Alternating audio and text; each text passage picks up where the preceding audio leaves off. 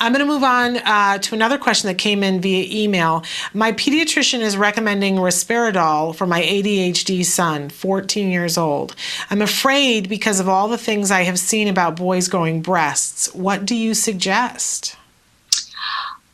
You might want to also get consultation from either a developmental pediatrician like myself and or a child psychiatrist or a pediatric neurologist who has extensive experience in autism.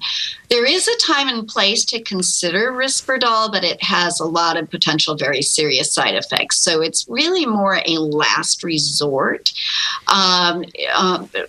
Risperdal does have an indication from the Food and Drug Administration based on some good research published in the New England Journal of Medicine in autism spectrum disorders for really kind of severe, agitated, aggressive behavior that's not been responsive to good behavioral interventions alone.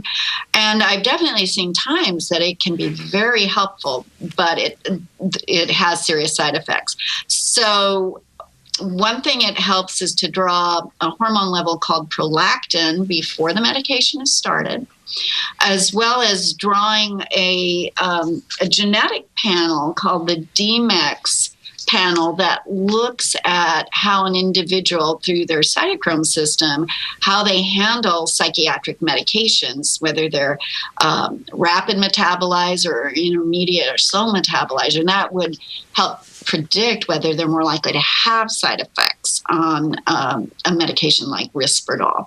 So it's not a decision you come to lightly. And often it should not be just a general pediatrician, but a pediatrician in consultation with a specialist to make that big decision of bringing in an agent that potentially has so many serious side effects. It's also important to have the child exercise and eating a really healthy diet because Risperdal can increase the appetite and there can be serious weight gain with the risk of developing type 2 diabetes.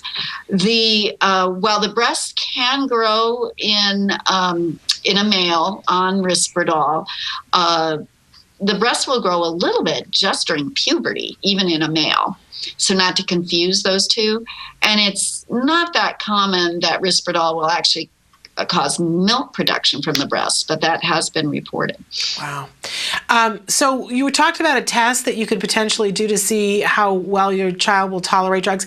Is that a test that we can ask a typical developmental pediatrician, or do we go to a child psychologist to have that test done? It's a blood test. It's a genetics test that a developmental pediatrician or any specialized physician can order that looks at how your liver cytochrome enzymes metabolize, especially psychiatric medications. Okay. So it's being used more and more. It's relatively new, but very useful. Okay. And what do we ask for if we're asking the developmental pediatrician for that? The DMEX genetic panel, okay. DMEX medication genetic panel. Okay, great.